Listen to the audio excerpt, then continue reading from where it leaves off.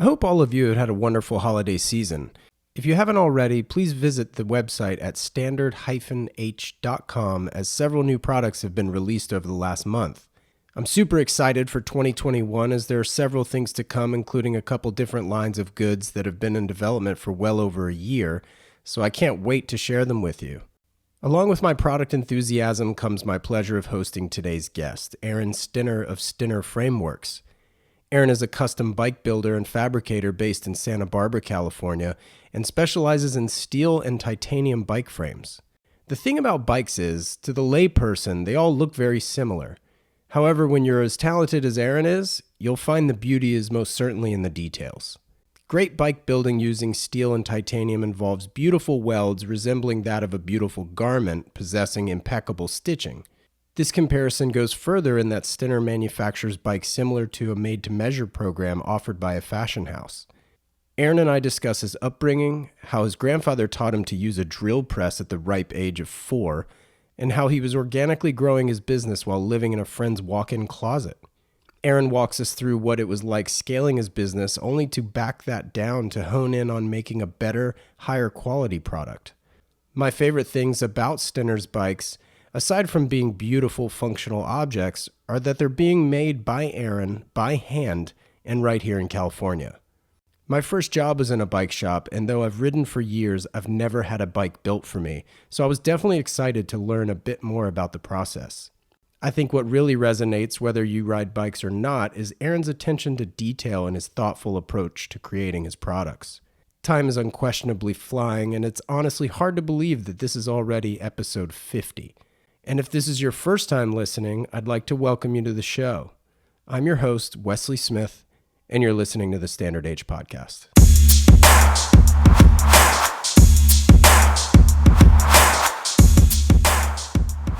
Aaron, thanks for taking the time to be on the podcast. I really appreciate it.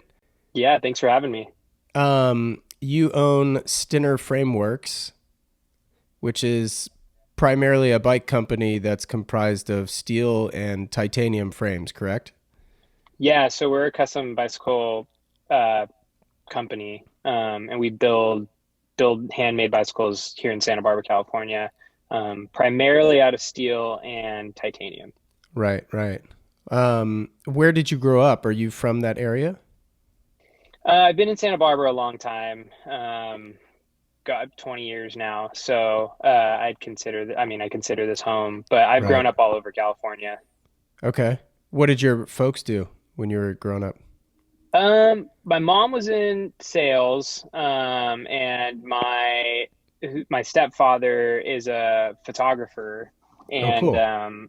when my when my mom met my stepdad, we were living in Northern California, which is actually where I started riding bikes and submerging myself in the bike culture. And then we ended up moving down here because my stepfather's business is basically dependent on he's an architectural photographer, so he shoots a lot of stuff in Montecito, Santa Barbara, and then a lot of stuff in Los Angeles. Cool. So we made the move down here, and for me it was mid high school when I moved down here. Got it. So I think Brooks is there too in Santa Barbara, isn't Hmm. it? Yeah, yeah, Yeah. yeah. He went there, and he got his start there, and then he taught there for a little while, Oh, cool. and then his own personal business took off. So what was your first bike? You said in Northern California, you kind of submerged yourself in the culture. Were you mountain biking first or road riding or what were you doing? Yeah, I mean, I think like any young kid, you kind of get a start on like a BMX bike, and then you kind of morph your way over. And growing up, it was BMX bikes and skateboards and all that fun stuff. Sure. And then kind of as I got more into like actual riding, kind of mountain bikes was the first taste.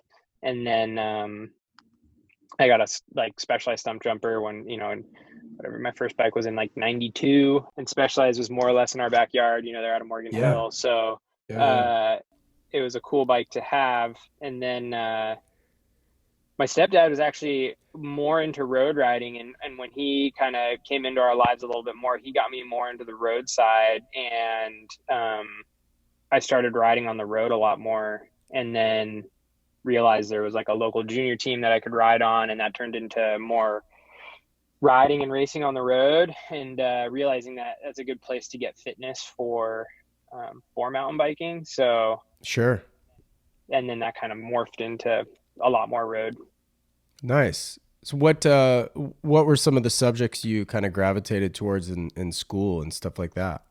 I never loved school all that much. That seems to be a common answer. Yeah, yeah. I would say like I'm somebody who should have gone to school like later in life probably, because I think if I went now, I would enjoy it so much more.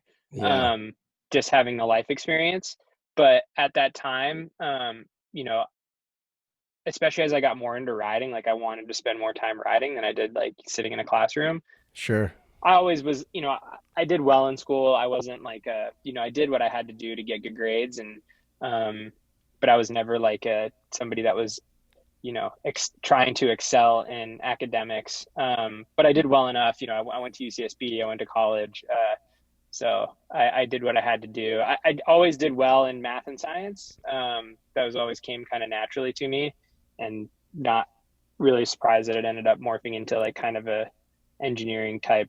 Although that's not even what I majored in college. I ended up, kind of in an engineering type role. So Is that what did you major in like mechanical engineering or I did biopsychology, so that was UCSB's version of like kind of like a sports medicine pre-med kind of path. cool. Yeah. And it was actually really helpful because, at the time I was racing a lot, and a lot of sports psychology came into that play, and then kind of like, the real, you're dealing with the chemistry of the brain versus like, emotionals, feelings, although those are tied in as well. But so it was cool because it was like very science based. And I'm a pretty like logical person when it comes to like problem solving, so it was nice to have something concrete. And it helped a lot with like my racing and riding and athleticism like through college. So I really kind of wanted to pursue that because I felt like I was in college, I was more of an athlete than I was like an engineer. Like Right, sure. if you were to ask me in college, like I'd want to go be a professional athlete versus like becoming a business owner or fabricator or engineer. That wasn't, again, kind of the whole academic, like Right. didn't necessarily gravitate toward academics at that point in time. Like it was more of like, how can I do well enough so I can keep riding my bike a lot? Right. Yeah, sure. So were you riding for did your college have a team or were you on a different type of squad? Yeah, so college had a team, and then I was racing for a few different club teams, like as when we weren't racing with the college. And I did a little bit of track racing, and I did a little bit of a little bit of track racing along with kind of like the road stuff. And yeah, that was like mostly kind of what I was focusing on. I mean, when I was younger, I raced a little bit internationally. And then I made a conscious effort to go to college instead of pursuing like a professional. I wasn't good enough to like really get on a good team. So, um, I would have had to be on like a really bad domestic team and not get paid a lot of money. And my parents were more supportive of me going to college. So if I could kind of do the bike racing and go into college at the same time, that was the path. So I chose that path. Sure. So I raced more nationally through college. Like, Cool. yeah. What were your first jobs out of school? So I worked in a bike shop here in Santa Barbara, through high school and then through college. And I graduated in 2000 I graduated in '08, and then I took kind of a scenic year of like finishing up a few classes, and really deciding whether or not I was going to like continue to kind of like race full time and pursue that, or if I was going to have to get a job. And my wife and I had just, my now wife, we had just started dating at that point in time. And like, I realized there was life outside of cycling, like life outside of being an athlete. And so I I was kind of working part time at the bike shop, and I was starting their. They now have like a more concrete, but we started a fitting program there, and fit was still new with bikes and athletes. And since I had kind of the sports medicine background, and I was working at the shop, they kind of gave me free reign to kind of set up this program and like start getting athletes in and customers and fitting and doing all that stuff. So I Sure. started doing that, and I did that for about 2 years out of college, and and that's kind of what led me into like frame design and bicycle like fabrication, and why are bikes made a certain way, and why are there, why this head tube angle, why that C tube angle. And like I said, I came from the athlete side of it, and now it was like, there's this connect. And I had paid attention to bike geometry as an athlete, but like not to the same degree, obviously, that I do now.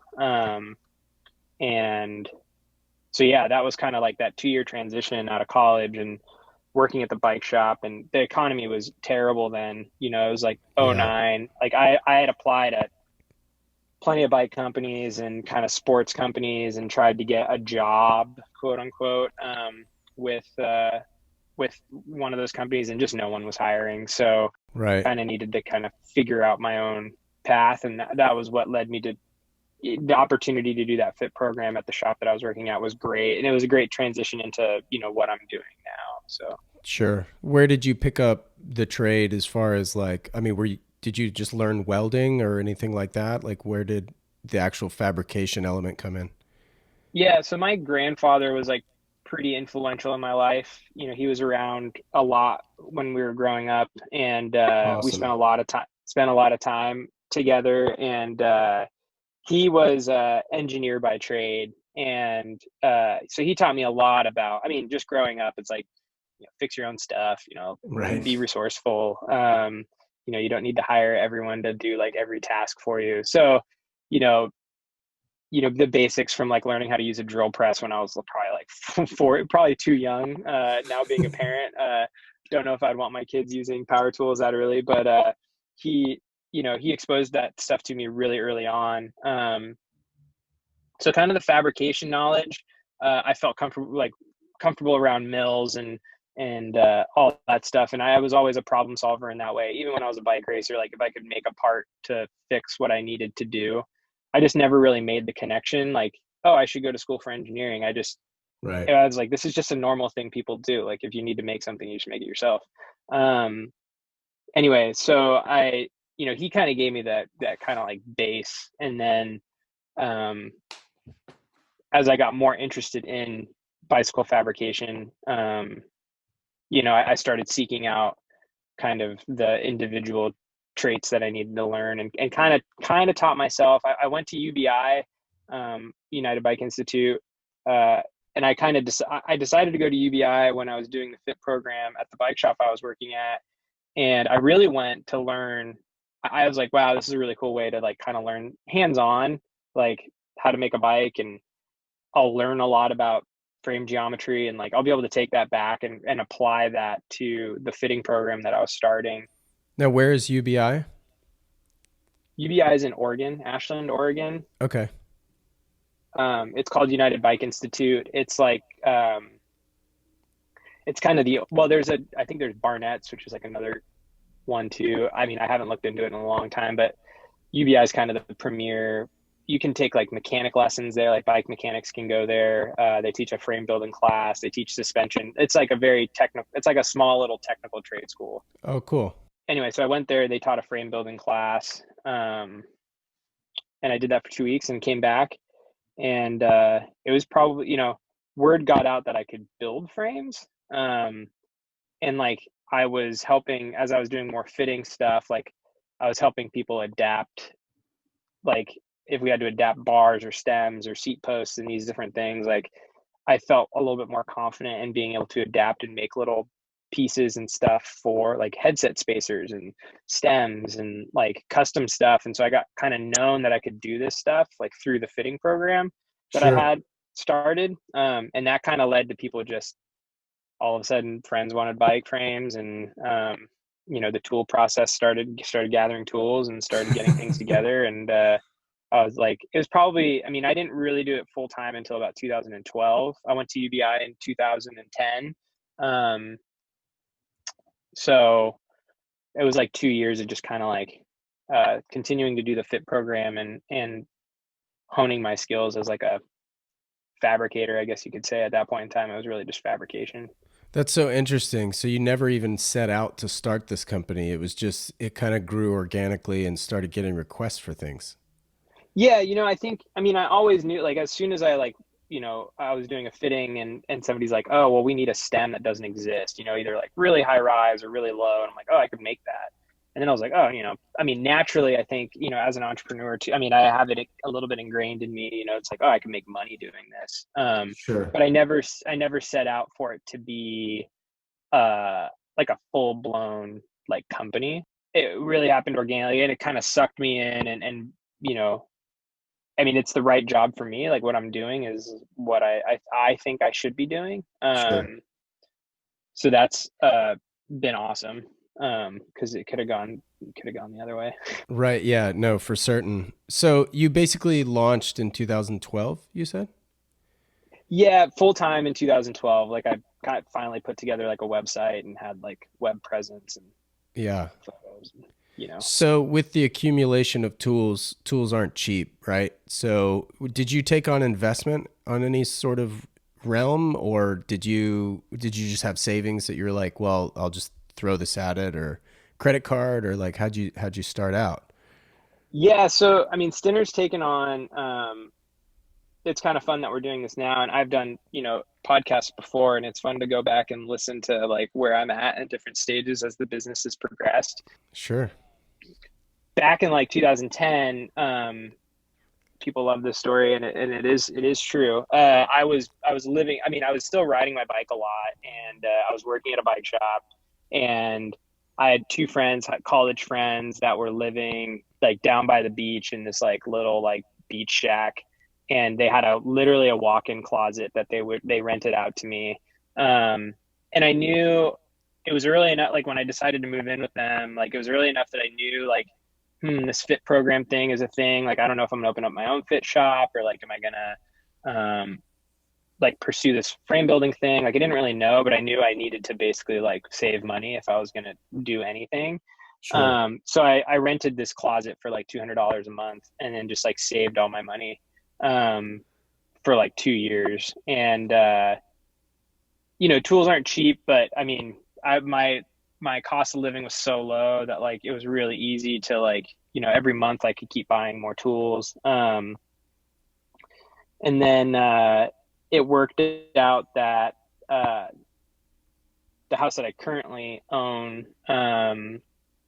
my parents had as a rental, and I moved into this house and it had a two-car garage. And so we moved in late 2010. And so I was able to kind of like use the garage as my shop space. I rented out every single room in the house to pay all the expenses and pay the That's rent awesome. to my parents. And then I was able to like, I had a shop space then at that point. So I was able, like, I had place for my tools and like to build. And so that's kind of how I got started. So, obviously some family support, and they still support me like a ton, just kind of like living frugally, and it was really easy to do then. I was 23 years old. So it was like, you can live on nothing for the most part. So why did you decide to go in to bike building with steel and titanium specifically?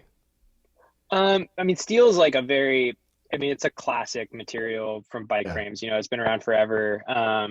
It's also like the most forgiving material to start with. I started with brazing, and that was a class I took at UBI. And then I took like a 2-day seminar over the weekend while I was up there from Mike DeSalvo, who's a custom builder up in Ashland, Oregon. Mike is an amazing dude and taught me how to. It was really cool because I think there's like two of us in the class, and so we basically got 16 hours to sit down with a builder, and he just basically showed us the ropes. Tig welding is much more difficult to learn than brazing. I mean, I would say, I shouldn't say that. To be a really good brazier takes a long time to get really good, but you can kind of become a brazier, and you don't have to be as good. Your skills don't have to be as sharp, and you can kind of still get away with like making a great bike. And so I started with steel, and I did steel for uh, 5 years before I even started doing titanium. in the meantime, I bought a TIG welder and I was TIG welding kind of over my first TIG bikes I sold was in 2013. So I took about 3 years of just practicing, like lots of joints, scrapping stuff.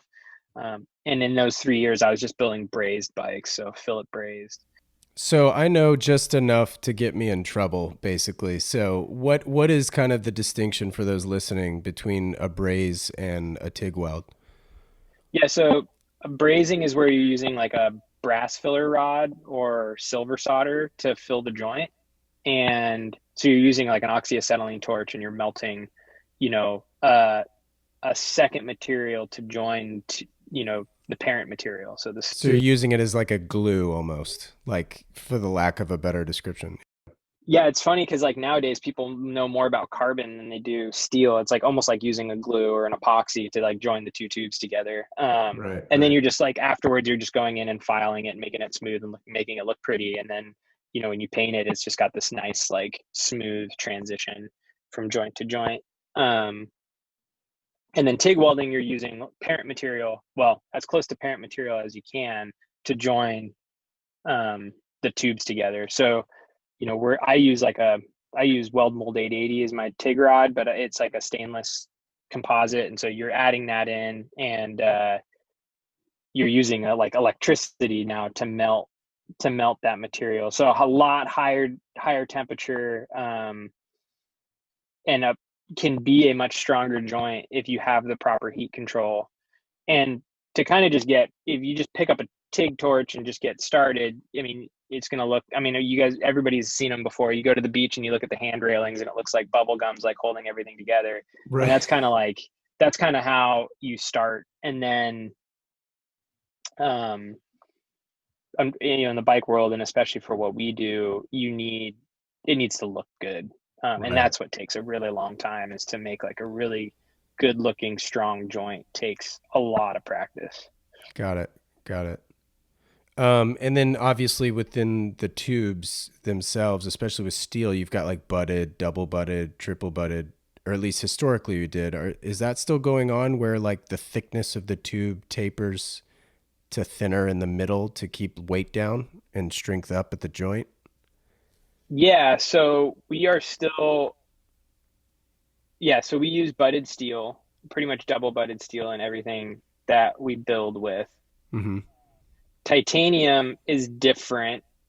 We mostly use straight gauge, and then we use a process called like centerless grinding, where you actually reduce the outside diameter, Uh, versus the inside diameter on like a steel tube. The biggest changes that you'll see, and I explain this a lot to customers, between like bikes from the 80s, because people are like, oh, you're just building a 1980s Peugeot, and you're like, no, it's just a different product completely. And you see it even a lot in clothing, and like, so the material has changed a lot. It's not necessarily how we're butting it, and like the actual like, they assembly. still butt, yeah, they still butt tubing the exact same way, but the chromoly that they're using now, like in steel, the the engineering that's gone into that is just so much higher, so you can make thinner tubes, and the stiffness of the tube is different, and like the way it welds is different, and the way it rides is different. So while the diameter and like how like a butted tube is, yes, it's the same as how they did it in the 80s, but the material is different, and so you just get a completely different riding bike. Sure. So what are the ride qualities like? How do they vary between steel and titanium? It's tough. It's a it's a common question. So steel has a very like lively feel to it still. I mean, I like to say that we build a very modern day steel bike. Rarely do we have any clients that are coming off of a 1980s road bike and then getting on a Stinner steel bike. Most of them are coming off of like a Trek Madone or like some sort of crazy stiff Carbon. carbon Yeah. machine. Yeah. Yeah. And so their knowledge of what bikes are supposed to ride like is different. Um, and so you kind of have to ride, you can't build a bike that rides like a bike from the 80s anyway, because the customer's going to get on and be like, this thing's a wet noodle. Like I can't, it's just so whippy and Yeah. uncomfortable. So Flexible. Yeah. Yeah, so our bikes are really designed to ride like a classic steel bike and that kind of how it feels, but like power transfer stiffness is like, 10 times higher than what they used to be in the 80s. And we build the chassis. My focus is always on building a really like solid stiff chassis and then kind of having this like lighter top end kind of gives you this nice compliance to it. And steel kind of has a nice stiffness. You get a lot of good road feedback. You do get feedback, but I think it's a good road type feedback. And overall, it's just like, I think overall it's just a great riding material. You kind of get the best of all the materials that are out there. With tie, it's such a muted feel. Like it is so soft, and you don't get much road feedback at all. You still get a nice stiff bike that's lightweight, but it's just smooth. I mean, there's really no other way to explain it other than just like, you can get on like rough tarmac and like not even feel kind of the road feedback. Really? Most people love it, and then some people prefer to have some feedback from the road. So that's kind of the best way to describe it.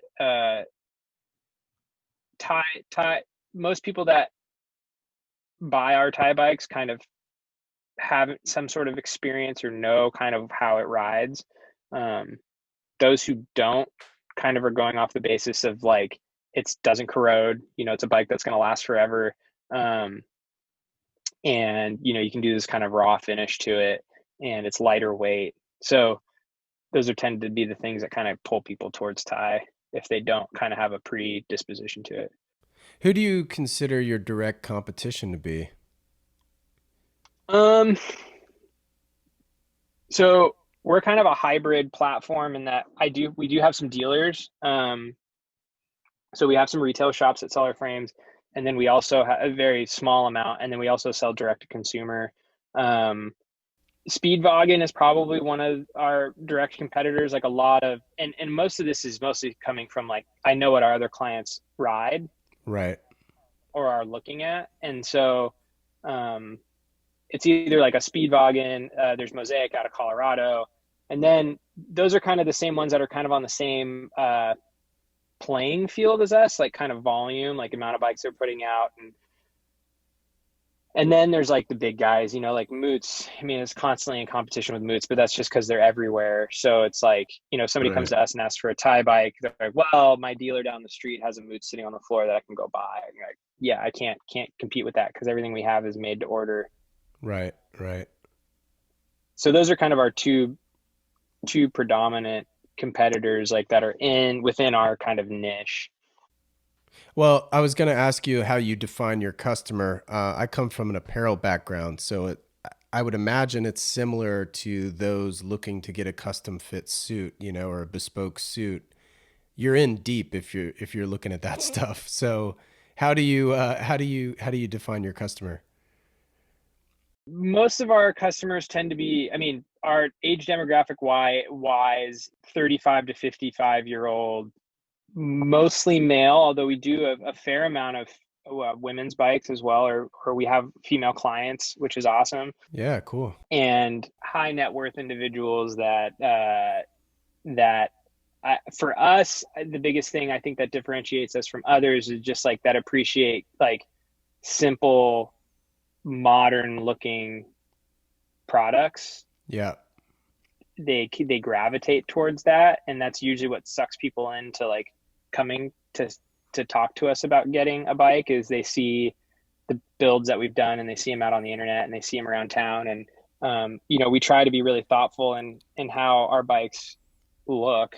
Ride it, function always comes first, but the form, I've always taken on a very classic modern aesthetic, clean lines, and our paint designs have always been, natural earth tones that complement kind of the area that we live in. And so our customer tends to be that. So we get a lot of 35 to 55-year-old designers, graphic designers, those kind of people that kind of can understand the time and effort that we've put into the product to make it look that way. Um, if you just see a bike that's like a single color and you don't understand how we actually got there or understand that it took a lot of time and effort just to come up with that gray, Right, right. Yeah. we tend to get the customer that understands that.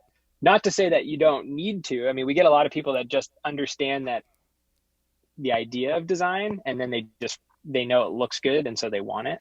Yeah, yeah. It's funny. There's a lot of parallels there with Standard H.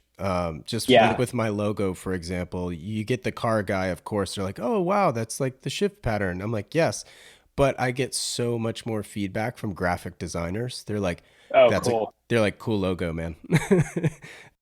I was gonna ask you actually if there's like a common source you have for inspiration or anything with regards to color, because I'm very much enjoy you guys aesthetic, and classic simple is like right up my alley. I guess you sort of touched on it, the geography or your surrounding area.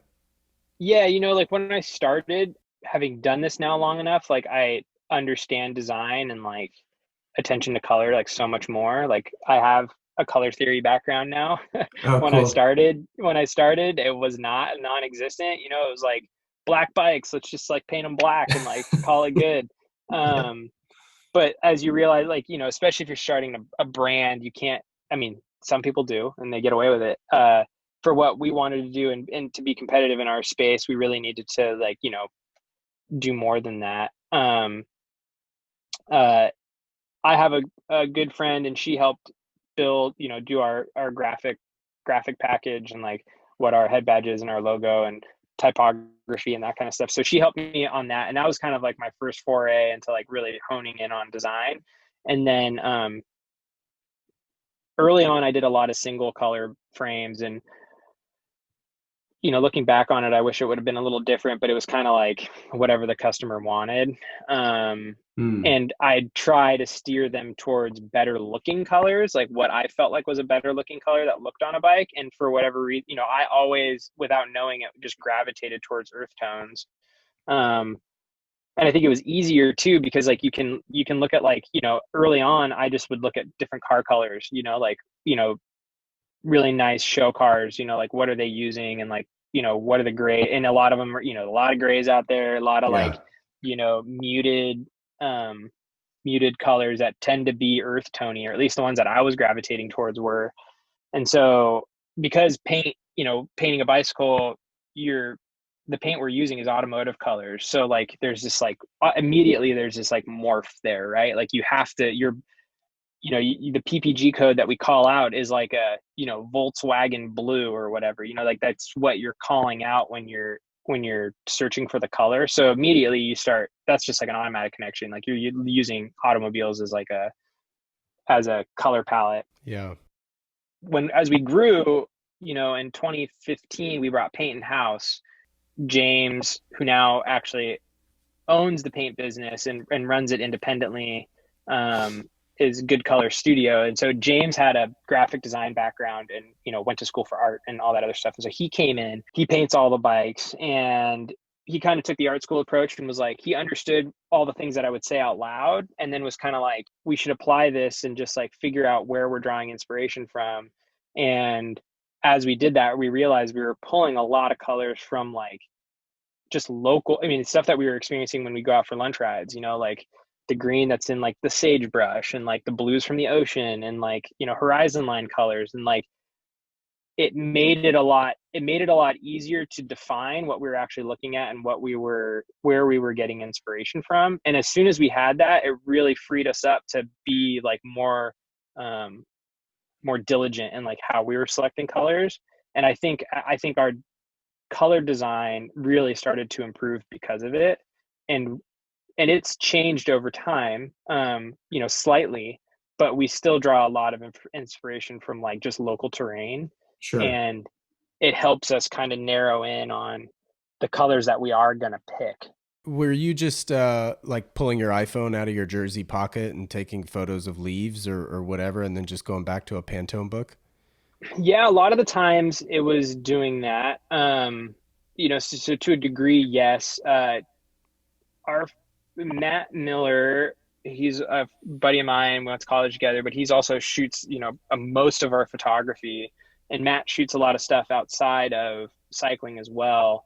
But, we'd go on, we'd try to document a ride that we were doing. So we'd do this like big 100-mile ride, and Matt would come out and he'd shoot while we were out riding. And Matt is, he understands Stinner at its core. And so he understands what it is. And like, we're riding along and we're riding along the water and like, shooting us on the bikes, but then also just like shooting the horizon line as we're like leaving for a ride at 5 and, as the sun's coming up. And so you're just capturing all these awesome images of just like the sun coming up in Santa Barbara. And then you just get this like crazy gradient over the sky. And you're like, wow, there's like 10 colors that we could pick that like sucked us in and drawed us in. And like, this is the reason why we ride, and like, all those fun things to talk about.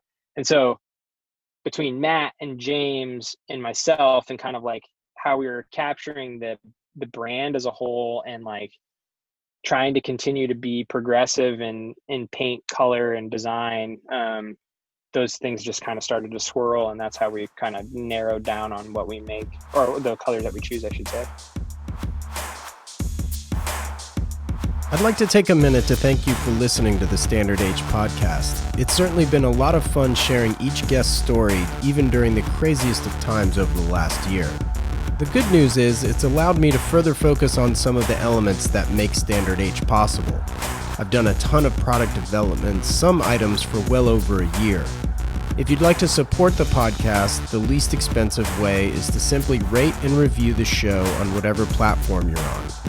Further, you can visit standard-h.com, where you can purchase the brand's apparel or directly support the podcast under the accessories tab. I can't thank you guys enough for listening to the show and for all of your support, especially through social media. It's been so much fun interacting with you, and all of the great feedback has been wonderful, so thank you. So many of you are into watches, whether you are just starting to collect them or if you're already in deep in discussing the extensive finishing of the movements. In fact, my most listened to episodes have been watch related. For those of you interested in independent watch companies, Passion Fine Jewelry in Solana Beach, California might just have what you're looking for. Previous listeners may be familiar with owner Tim Jackson from episode 1 of the Standard Age podcast. He and his team are certainly a wealth of information while offering incredible customer service. Tim and his team are quite literally made up of family and friends, so I'm confident you'll feel very much a part of their community even if it's your first visit. Of course, if California is out of reach, definitely visit passionfinejewelry.com for more information, or visit Tim's blog Independent in Time for a deeper watch dive. Now let's get back to the show. Well, road and gravel seems to be the focus there. Is that mainly due to, Santa Barbara's geography, or are those just like your passions? Yeah, I was talking to like a good friend just the other day about this, and we do build a hardtail mountain bike, and I've grew up mountain biking, and I still mountain bike a lot, but it's not really where I have like the most experience. Like I have a lot of experience, I would say more than most in mountain biking, but like where my really true in-depth experience is in kind of the road. And like we've just become so well known for our road bikes that I tend to really focus on the road and gravel component, because gravel's kind of this nice middle section where a lot of people are meeting. So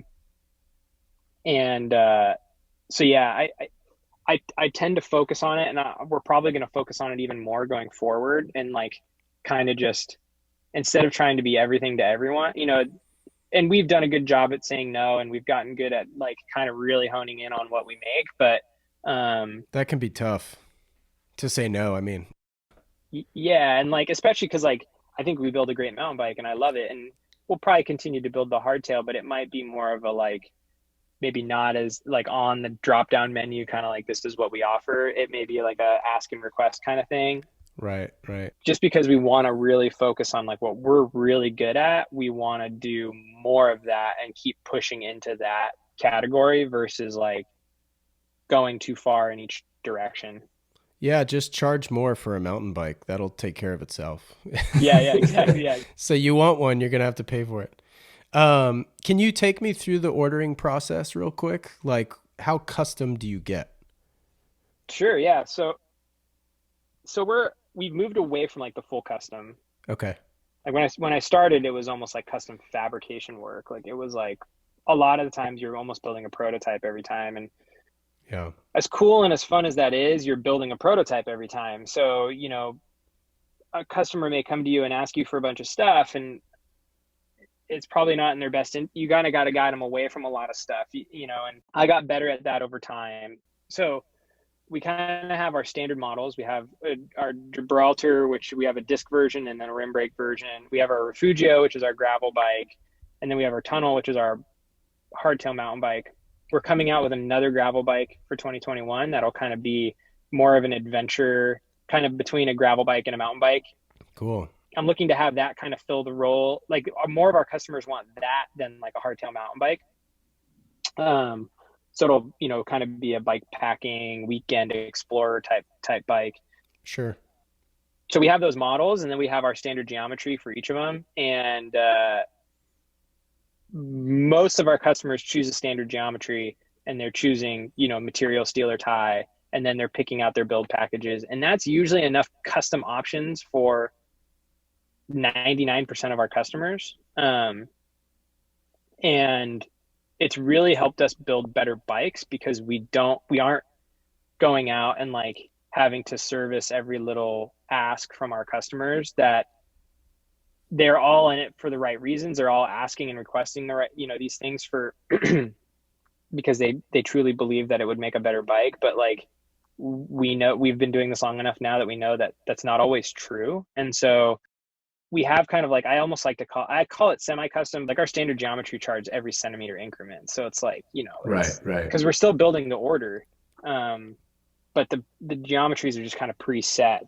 So anyway, we have the models, and, we have an order form that's on each of our model page.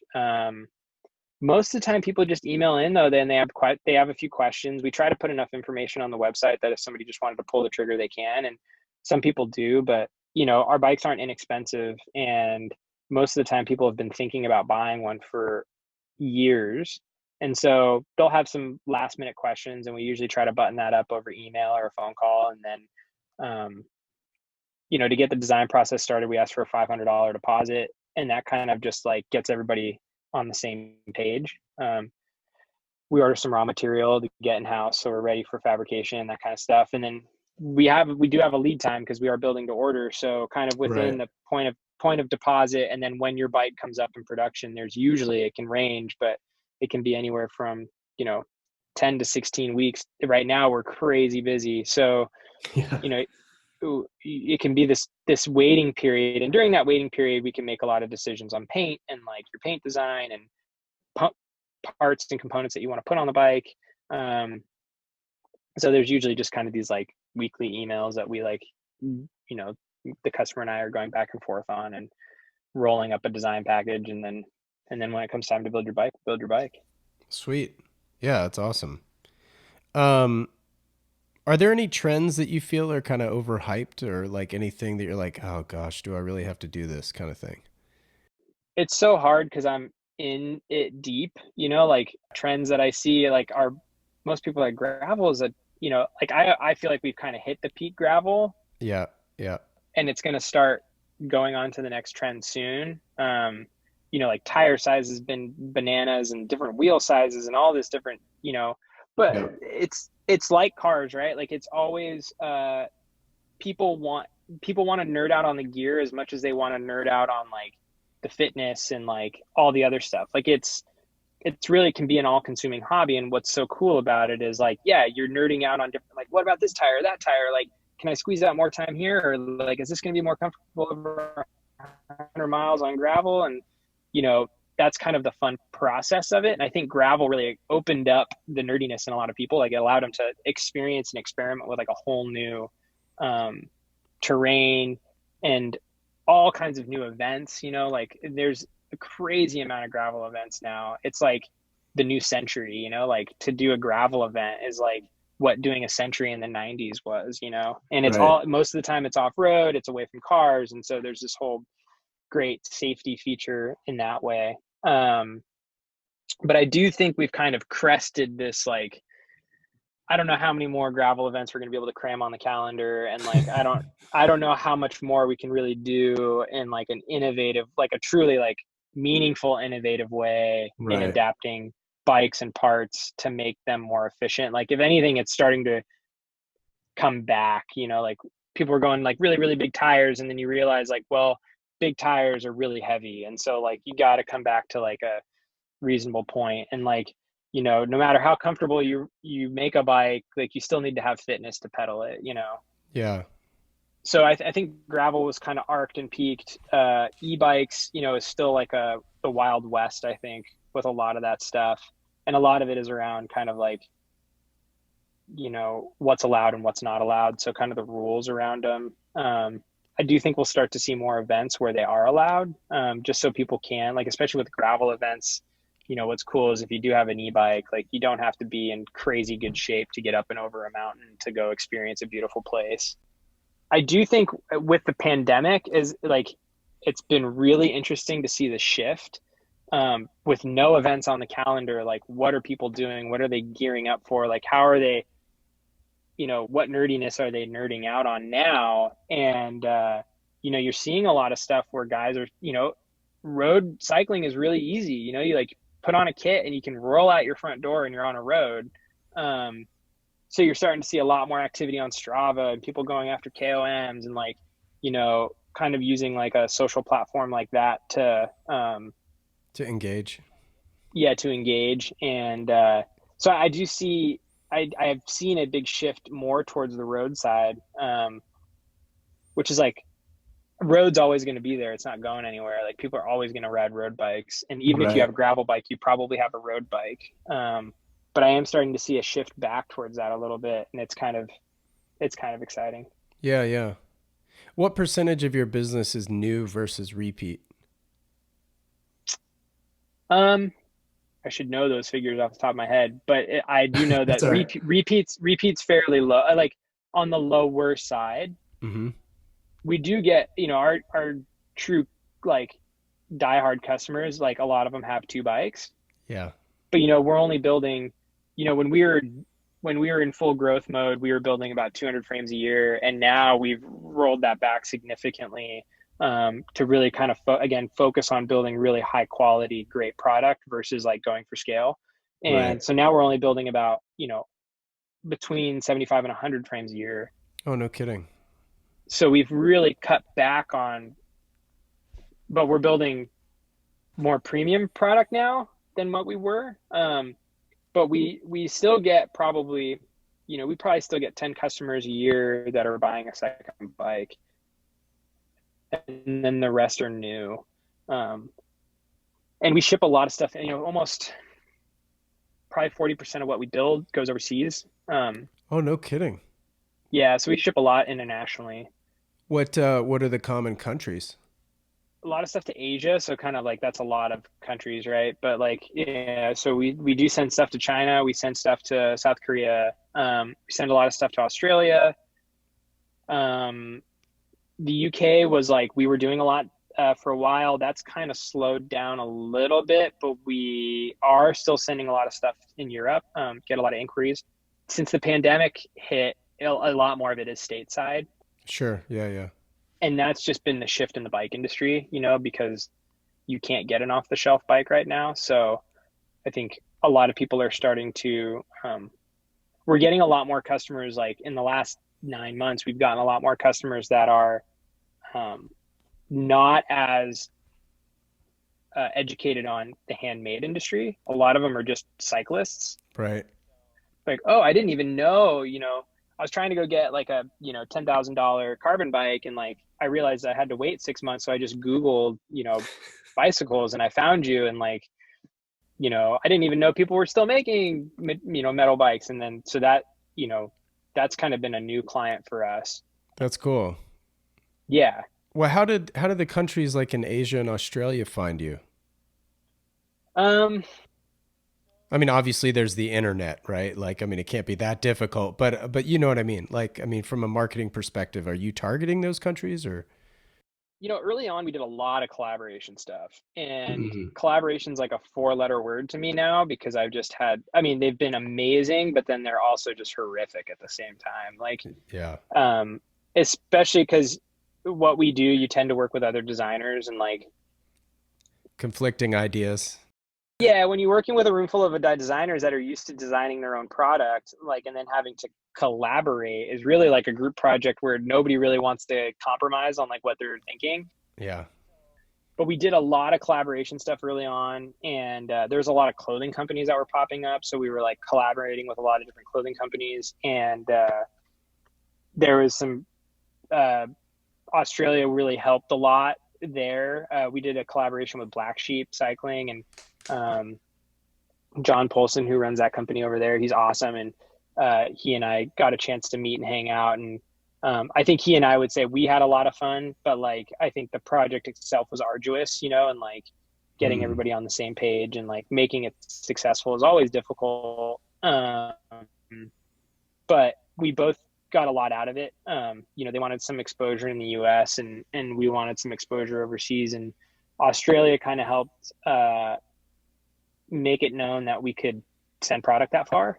I think a lot of the times, it's like you look us up and it's like, oh, Santa Barbara, like they're just like a local company. Like, Right.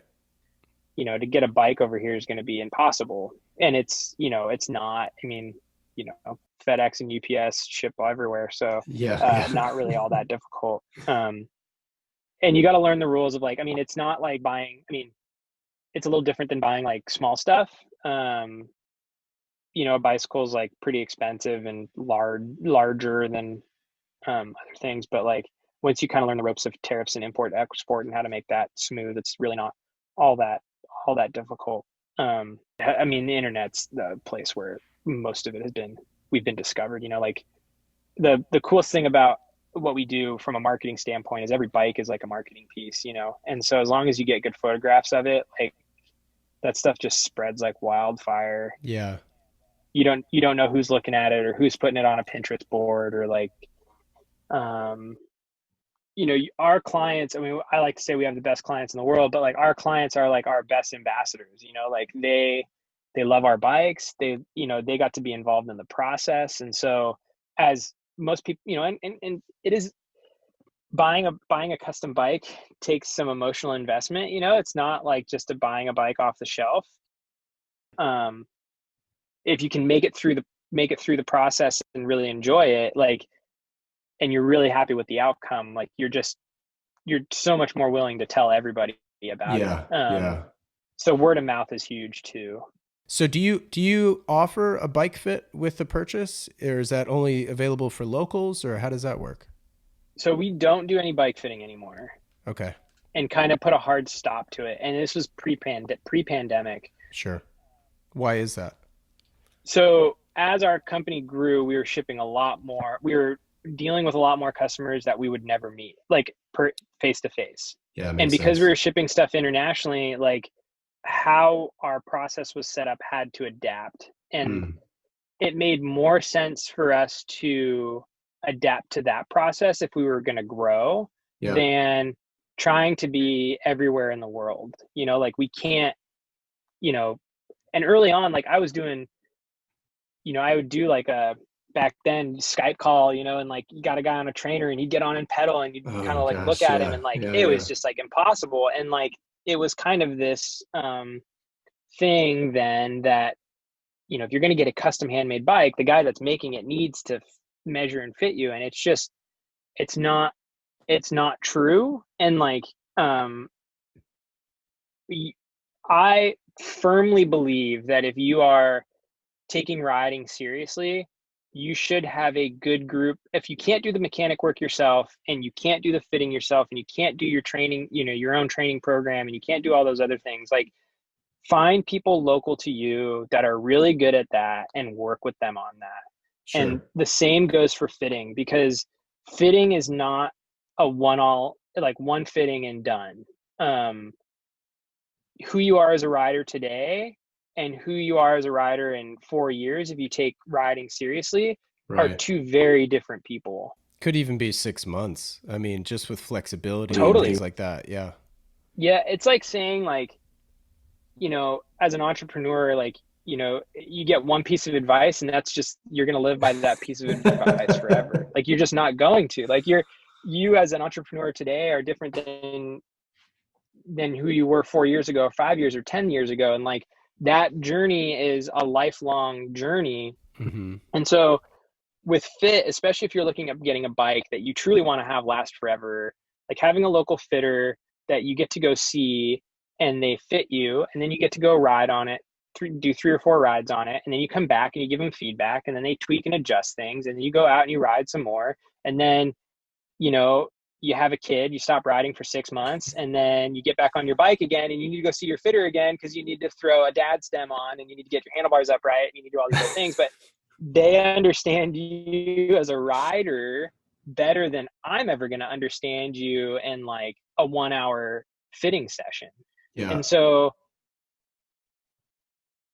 that's where the smoke and mirrors is a little bit too much, because I'm not the best person to get like the perfect fit for you.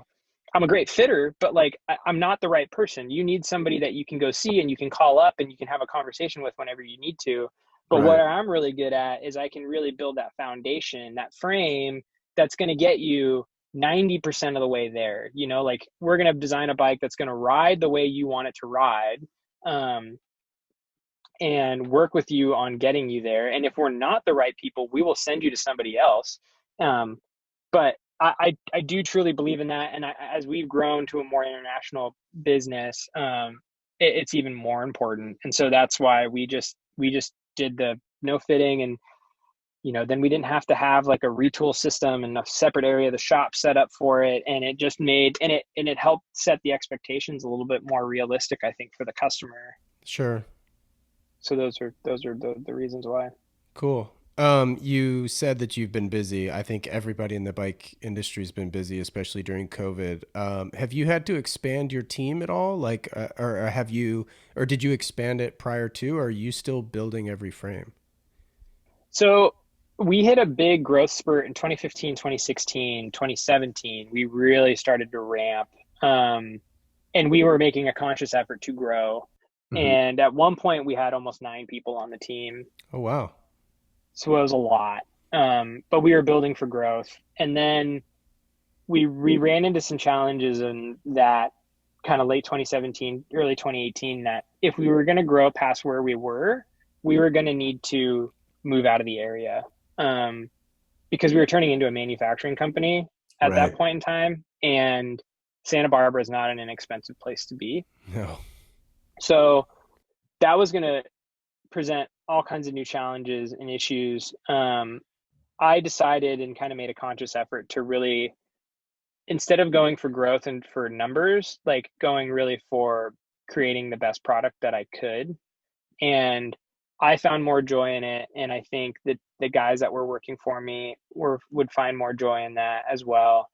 Um, so just kind of like through that natural process of kind of making that conscious effort, um, and it's a business in general. So you got employees that come and go, and like, Right. as our fabricator, or like our fabricator moved on and went, he moved back east. And so, we just didn't hire a new fabricator on. And then like our welder, I was still welding some, but I did have a full-time welder for 2 years, and he moved back home. And that's when that happened. I just didn't hire a new welder in, and I just got back to welding the frames. And so over the next couple of years, as the team kind of, you know, resized itself, um, I got back to doing a lot of the, I do all the sales now. I do all the building.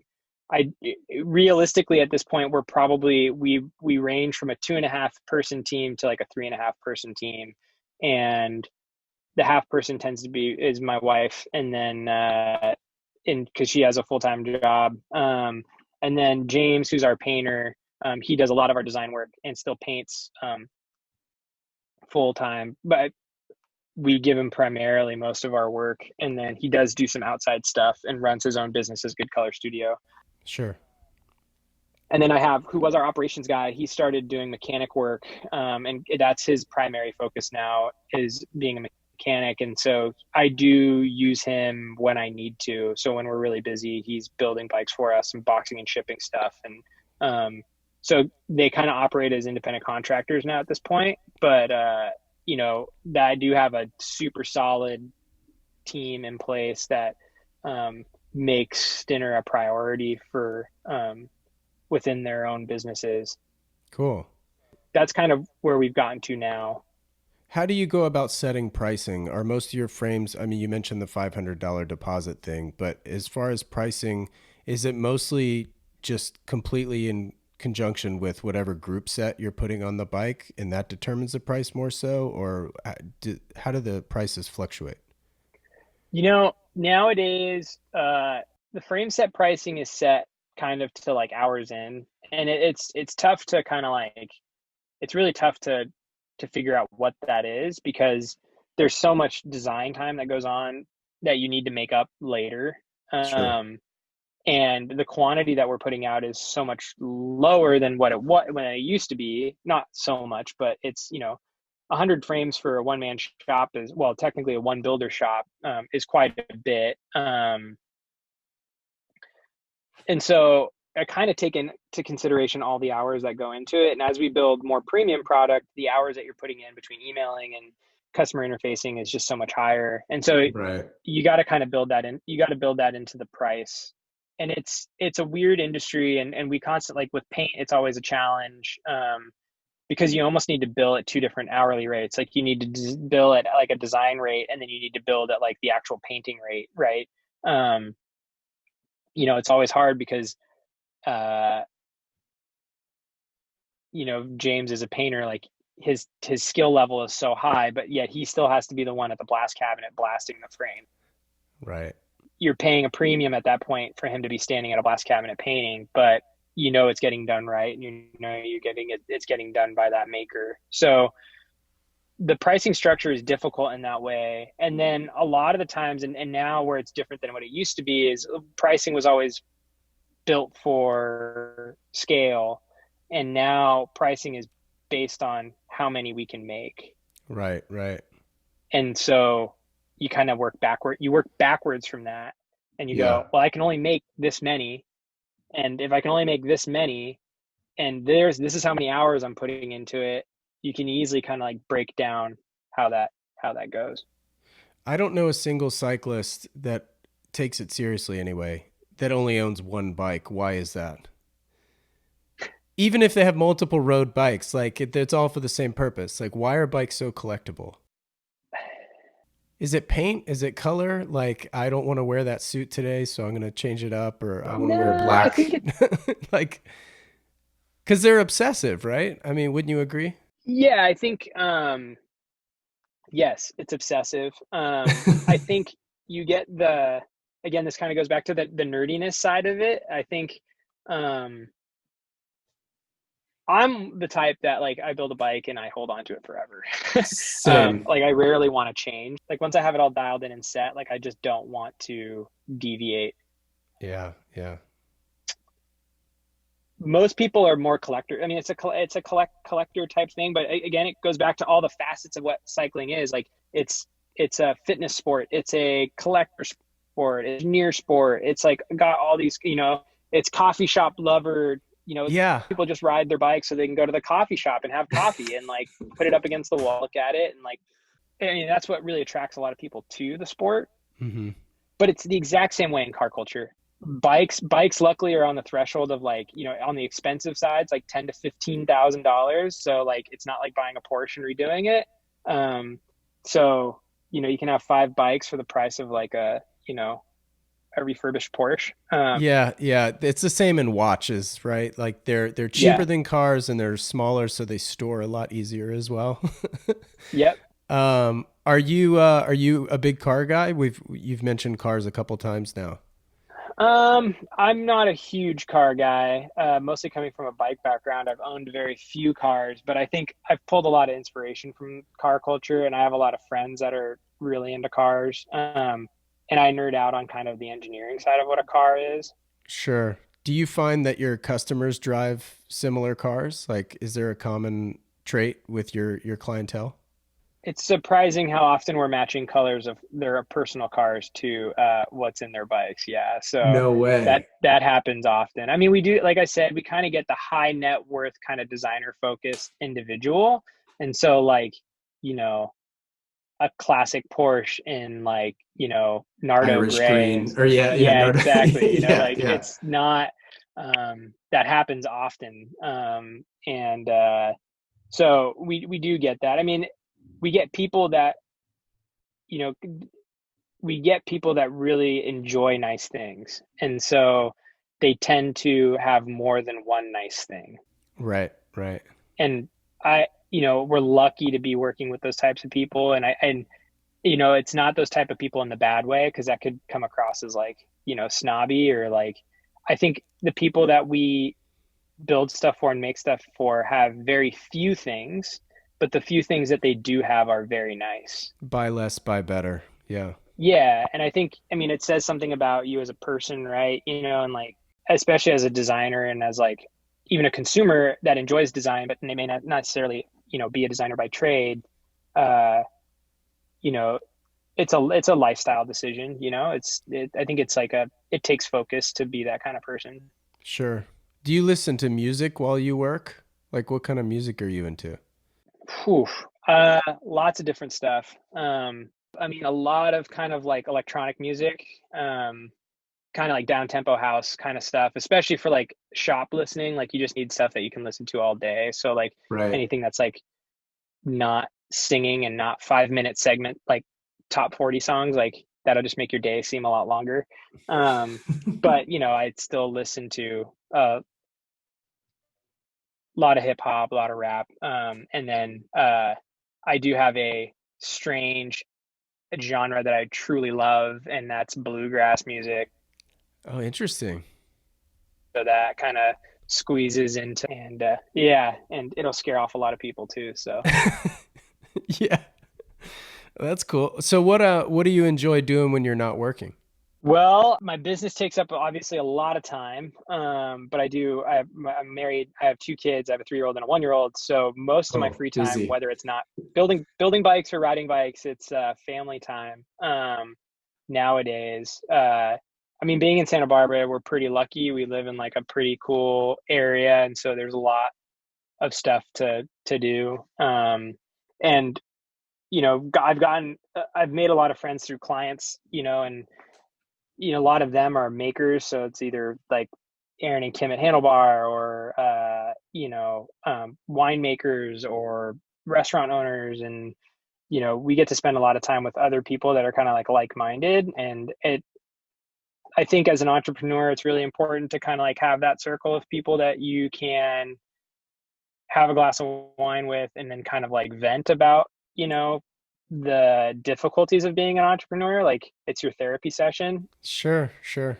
And to kind of like, especially if you make things or design things, like you need that outlet, because I can't, I have my good friends that aren't designers and aren't makers, and you can complain all day about a project that you're working on, and they just don't want it. They don't want to hear it, and they don't care.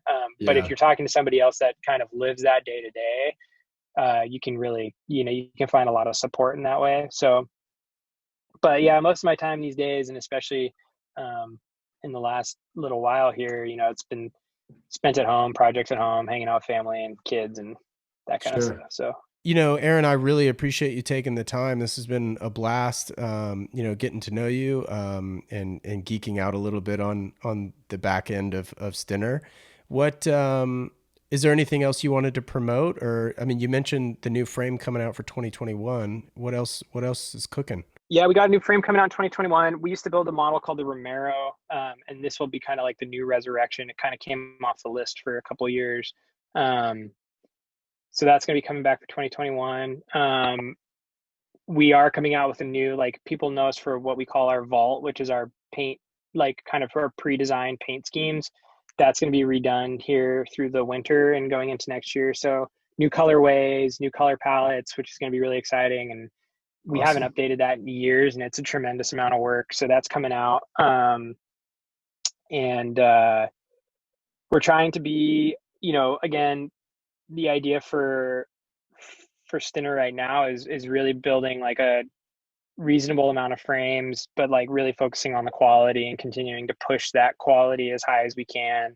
And you're going to see a little bit more of that, kind of what it almost was at the beginning. We're going to be kind of transitioning back into it. Obviously, the frames we're building today are better than the frames we were building in 2012, and so we're going to continue to kind of push down that road of just building better bikes, and not focusing on quantity. And you'll see that through the brand, and you'll see that through like the ordering process. Some things are going to be tweaked. But as always, you can check us out on our Instagram. We post a lot of stuff on Instagram, and we'll be, our photo studio has been down with the pandemic. So like, we're resetting it up. So we should be getting more content out, via social media here soon, bringing the blog back to life and a few of those other, touch points.